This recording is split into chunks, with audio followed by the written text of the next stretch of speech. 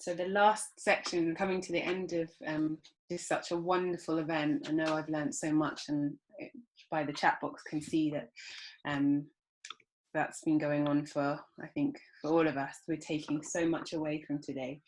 So the last section of the event is Mother's Journey. We're going to be hearing from Chaneen Saliee, who is going to talk about her Black Tandem breastfeeding experience.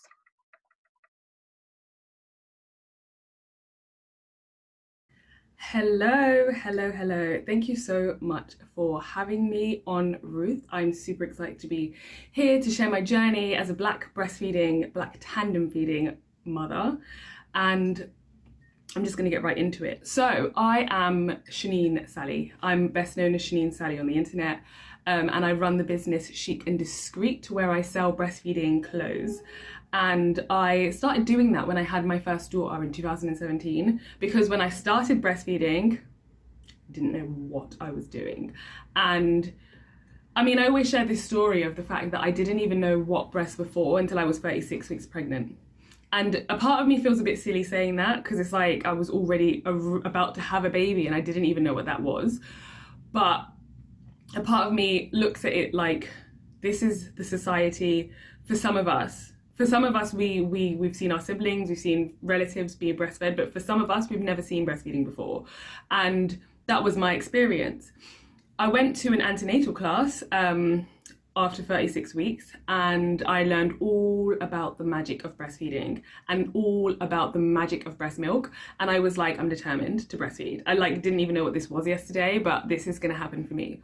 I struggled for the first 6 weeks, and a lot of the people around me were like, why don't you just use formula? Like, it's just so much easier, which goes to show there's a lack of knowledge, there's a lack of understanding around breast milk, breastfeeding, and 67% of people in the UK didn't even know that there was any difference between formula and breast milk. So for me, being armed with that knowledge, I decided that I'm going to keep breastfeeding, even through the pain, even through the feelings of loneliness, even through the feeling of everybody thinking I'm just being extra for no reason. I'm just going to keep going. And so I did. And around about 6 weeks, my breastfeeding journey got a little bit easier. Like, my nipples weren't sore, they weren't bleeding anymore. I was learning how to position. But the one problem that I still had was I just didn't know what to wear. I would stand in front of my wardrobe and be like, but can I breastfeed in it? Can I breastfeed in this? Can I wear this? And most of the time the answer was no, or it would be yes, but you'd have to hoik everything up and it would just be really awkward and really uncomfortable. So I had, at the time, 1 or 2 of those H&M vests that you sort of just flip down and your whole boob is out. At that time, I was still quite new to my body and new to the idea of breasts being for feeding babies, and they were very sexualized still. So I didn't feel that comfortable having my whole breast out while I was feeding my baby, And so I started my brand, Chic and Discreet, where I designed these t-shirts which had a panel, which now can be,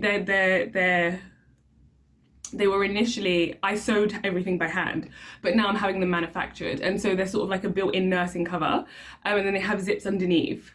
At the time when I started, they didn't have any zips, but now they have zips underneath. And it just helps easy access to breastfeed in. And, you can just put the cover over a baby's arm and off you go. There you've got privacy if you want it. I don't necessarily think that women need to cover up when they're breastfeeding, but that's just how I felt in the early stages. And so I've accommodated that feeling and that need for privacy for mothers who are just new to this journey. So I started Chic and Discreet, and I think for me that's where the recognition began. I started posting these t-shirts that I was making. People was like, I love these are so stylish, leopard print, wow, can you make me some? How much do you charge? And I was like, whoa, this is a whole new world. I just had a baby, now I'm charging people for t-shirts, this is craziness. But it was so good, and it really inspired me to keep going with my breastfeeding journey. And then I became more surrounded by other women in the breastfeeding community. Most of them were not Black. I was the only Black one that I knew of in the very early days. And there was another Black brand owner, but she was no longer breastfeeding as far as I knew. So I was, I was feeling empowered, inspired. I kept going, but I always felt a bit but I'm the only black one. Do black people breastfeed? Is this like, because obviously from my background, nobody breastfed, black or white, Asian, anything. Like it just wasn't even a thing. I didn't know what it was. And so now I'm in this environment and I'm seeing so many people breastfeed, but do black people breastfeed? Like my customers are not black. There's no black people sharing their experiences, their stories. Like I just felt really out of place. And I was like, should I be doing this as a black woman? And it took a lot of me going backwards and forwards, thinking about, do I continue this way, or do I just sort of like stay in my lane, whatever that lane was? Do I stay in my lane? Do I stay where all the other, secret black breastfeeders are? And I was like, I'm just gonna go for it, because I feel like I've got a very rebellious heart. And I was like, I'm just gonna keep going. I'm just gonna see what happens. And of course I want my business to do well. And the way to do that is to be the person behind the brand. And so I kept going, and I started sharing my breastfeeding journey along with other things about motherhood, mental health, my body, all those feelings and those thoughts that we go through on my main page, which is Chaneen Saliee. And I use poetry a lot, which was a means for me to just sort of like be in touch with how I truly feel, to release any of the hard and negative experiences and emotions that we go through as mothers, and to just like embody and embrace that beauty and that reason for gratitude. So I just used that platform to start doing that in addition to talking about breastfeeding. And then I found out I was pregnant again. I'm blessed, man. I'm so blessed. So I found out I was pregnant with my second daughter. At this point, I was still breastfeeding my first daughter, and I was confused again. I was like, do I stop breastfeeding Jasmine? Do I keep breastfeeding her, and what's going to happen? And, again, I started doing lots of research. Actually, no, I first was told by my midwife that I had to stop breastfeeding my first daughter because she would hate my second daughter, and my second daughter would hate my first daughter because I didn't stop breastfeeding. And so that threw me, and I thought, is this the truth? This is really scary. And so I went online to see if anybody else was able to breastfeed two babies, and I found a whole community. There's whole Facebook pages, there's whole groups about this. And so I reached out and I said, this is what my midwife said, is this the truth? And like hundreds and hundreds and hundreds of people got back to me saying, absolutely not the truth. What was that midwife on about? Like, I feed both my babies and the bond is incredible. And they gave me like stories and scenarios to like highlight how beautiful this is for both of the children. And so I thought, I'm going to do this. I am going to do this. Like, that midwife, that was her problem. That was her opinion. That was her way of thinking. But you know what? That's not what I believe. And my daughter's not ready to stop breastfeeding, because I had tried to stop breastfeeding her at night because I had really bad nursing aversion, which is, if you don't know what it is, it's this really awful cringe feeling. It's like, get up, like, I don't want to be feeding you, like you just want to throw the baby, like, or the toddler or whatever. And usually it happens when you're pregnant, when you're on your period, and when the baby's a lot older. And I don't know, like, nobody really knows why it happens, but I suppose there's an imbalance of hormones and there's some sort of innate protective instincts and stuff. So anyway, I night weaned Jasmine, but I carried on feeding her throughout the day because I felt so bad that I was making her stop one part of this journey that she wasn't ready to stop. And I was just determined to keep going. And all the advice, all the well-meaning advice I got was, you need to stop now. She's going to have a baby sister. She's not a newborn. And I was like, please don't give me that. Like, that's not what I believe. And that's a lot of the people that give you this advice or gave me this advice they weren't qualified to give me any advice. Even the midwife herself, I don't think that they're qualified enough to talk about breastfeeding and advise people to stop under these circumstances. So when people told me things, because I had backed my own self up with research, I knew that I don't have to take on board what they're saying. And I knew that following my instincts and my knowledge, I'm doing the right thing. So I kept going. And it was the best thing I ever did. I feel like I don't even know what I feel like right now. I feel really emotional and really happy. It was the best thing I ever did, because I got to allow my older daughter to continue on this journey, to continue this natural process of breastfeeding. And my younger daughter got to be initiated into the family, and we had this close bond where I'd be feeding them both at the same time and they'd cuddle, and it was just a beautiful way to begin our family, introducing a new baby, and they got on really well and we didn't really have any trouble.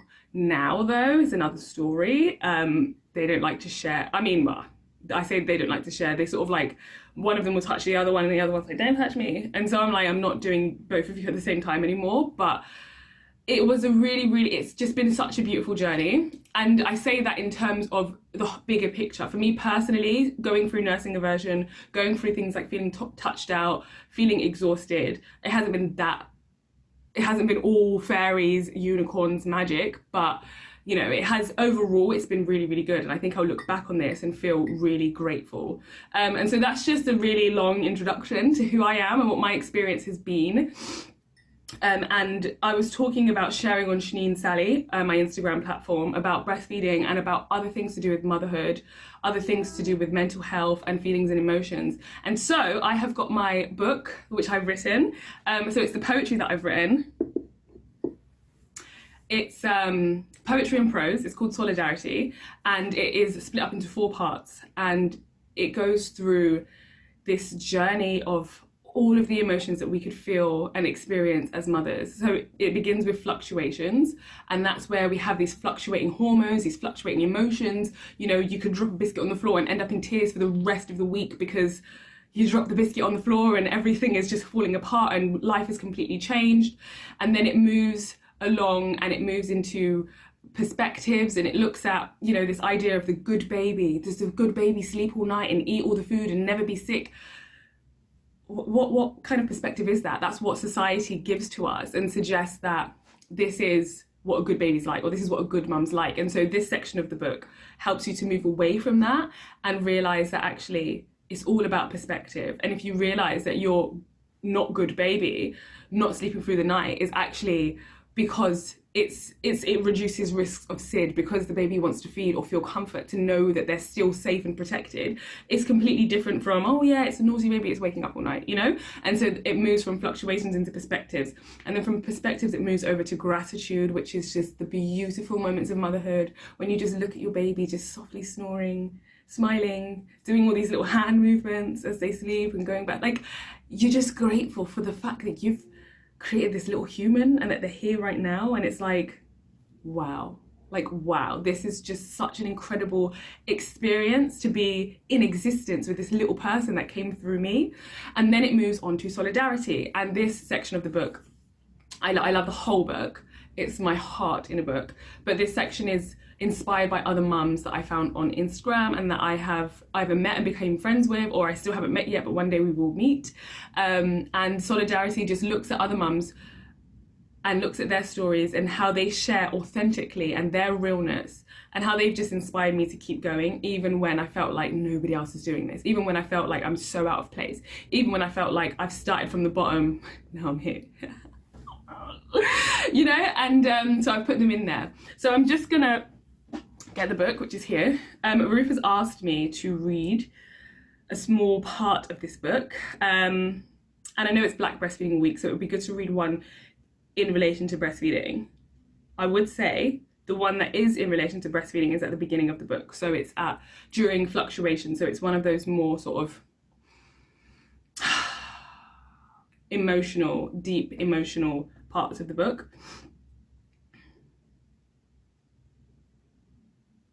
Okay, I'll read Justly Tired. It only feels this way because I'm justly tired. I remind myself that if I look at the clock, I'll realise I've only been feeding for 10 minutes. To say that I don't need a clairvoyant to know that this feed will be over within the hour. So instead, I say, it's not the baby's fault. Don't take it out on her. And then I say, for God's sake, it's 4 a.m. It's been an hour and you still haven't finished? You still haven't burped. Oh, it's not your fault. And upon unlocking my phone with my face, I click through to Instagram because Facebook is boring and YouTube is too noisy. I'll just take my mind off this shit and see what's out there in the world. And then I think, for fuck's sake, oh, what am I doing? I'm only waking myself up more. But if I wake up more, then I can bear with this. But if I stay tired, then I can fall asleep soon. Soon? Why do I put that pressure on us, on this moment?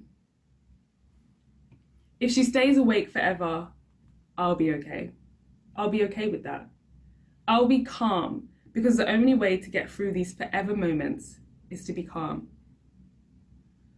I have this conversation in my head for a while, and then she burps, and then she falls asleep, and then I call myself silly for making this experience a shitty one, when I know better by now.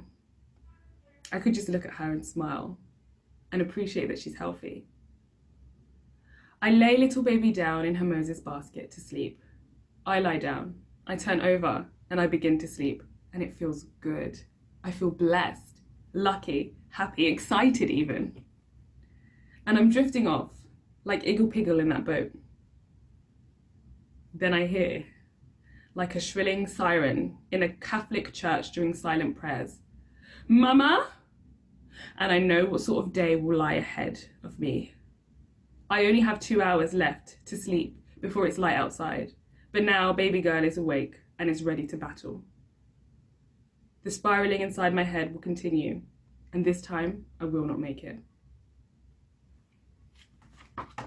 So that's from the poem, Justly Tired. Brings back memories and feelings right here when I read through that. And I remember that particular night. I say that particular night, it happened on several occasions. But yes, so that's just one, that's Justly Tired in my book, Solidarity, Poetry and Prose. If you want to buy the book and read the rest of the poems, it's available on my website, chicandiscreet.com, and it's also available on Amazon. So, just soaking in this moment right here. Again, I'm so grateful that you are here, that you are watching this, that you are with me. And I'm so grateful to Rue for speaking to me and asking me to do this. I feel like this is where I'm at, and I just want to take a moment now to just sort of encourage us as Black mothers in the breastfeeding industry. And the breastfeeding, it's not even an industry, it's just a way of life. So she's asked me, how do I think that Black people can restore, reclaim and revive this practice in our community? For me personally, what worked was educating myself, going to the antenatal classes, doing lots of research, speaking to other people. Education doesn't always only have to come from, you know, scientific research or like people in professional jobs. Educating yourself is just understanding other people's perspectives and other people's experiences as well.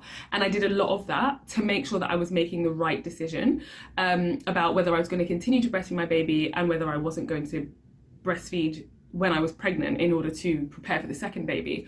And I feel like I said, I made the right decision. It was the best thing that I've done.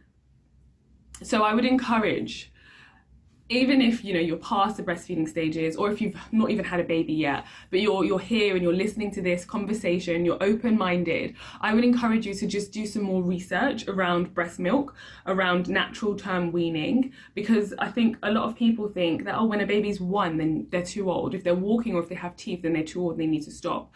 The World Health Organization suggests that we breastfeed our children up to 2 and beyond.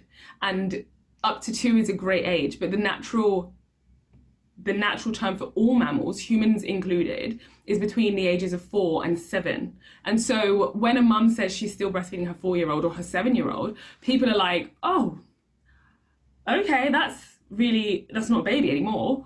But it's not only babies that need mummy's milk, you know? And the milk is always good. There's all these debates whether, oh yeah, is it even still good after a year? Breast milk, so long as it's coming out of your body, it's still magic. And it doesn't matter what age you are, if you have that breast milk, you're getting that magic. I'm not gonna go too much into it. I can get super passionate about like what people are doing and how like bodybuilders are like buying breast milk because it's so good, and you know, but I'm not gonna get into that because that's a story for another day. And I need to finish this video up in the next few minutes.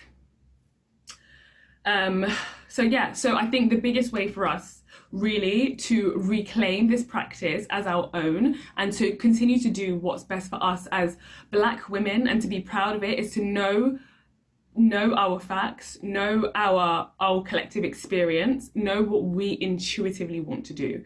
What do we feel is the best thing to do? And a lot of the time, our beliefs and what we feel has come from, pardon me, sorry, has come from society being like, this is the age to stop, this is formula, this is what you need to give your baby now. And a lot of that is marketing. Even if it's not on a TV screen or on like an ad somewhere, even in conversations, we're always marketing and selling things like bottles and formula.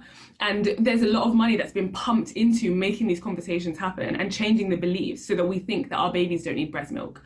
But again, do research on that. Again, follow your intuition. Just take a step back and think, outside of everything everybody has ever told me about feeding my baby, what do I feel is best? And I'm a massive breastfeeding advocate. I'm still breastfeeding my 3-year-old, my 1-year-old, and I don't know when we're going to stop. And I would say the only time you should stop breastfeeding is when you feel like it. If you feel like it's too much for you mentally, physically, whatever, and you need to stop after a year or whatever, then that's completely on you. But if you feel like you want to keep going, but people keep saying things, then set boundaries and say, I would appreciate that you don't give me this advice, especially if you're not qualified to do so, because it can, you know, sort of mess with my own opinion. Just follow your intuition. Yes, so you can follow me on Chaneen Saliee. You can follow me on Chic and Discreet. You can also follow me on We Are the Empowered. I haven't spoken about that, but that's a really empowering platform to be on for Black women, for women of ethnic minorities as well. I'm grateful. I'm thankful. Thank you for having me here. Thank you for listening to me go on for 20 minutes. I am sending you love and light as always. Take care.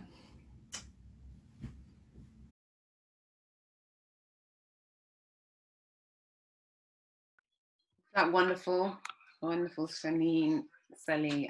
There's been requesting here for a link for her book, so we'll be sure to make sure that gets shared. Her book is called Solidarity, and it's wonderful to have her on and be encouraged by her story, and as I'm sure you already are, be more encouraged.